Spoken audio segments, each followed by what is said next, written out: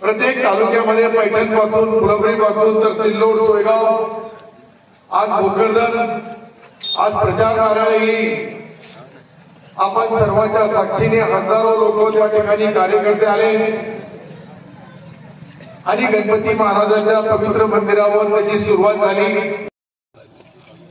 रामदासजी फालुतकर आपले जिल्हा परिषदेचे सदस्य श्री राजेश देशमुख, आपले सभापती श्री लोखंडे, मंचावर उपस्थित असलेले सर्व सहकारी आणि या कार्यक्रमाला उपस्थित असलेल्या भारत आणि परिसरातून आलेल्या नागरिक बंधूंनो,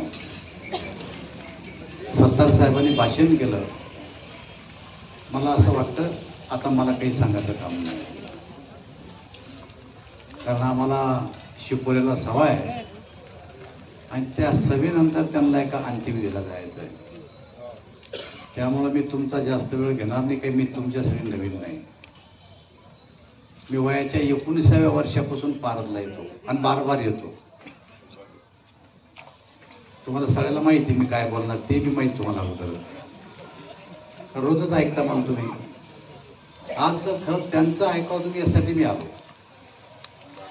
एक गोष्ट लक्षात घ्या, या देशामध्ये नरेंद्रभाई मोदींचं सरकार आहे, राज्यात एकनाथ शिंदे, देवेंद्र फडणवीस आणि अजित पवारचं सरकार आहे। आपण मतदान करतो, पण मतदान केल्याच्या नंतर कधी विचार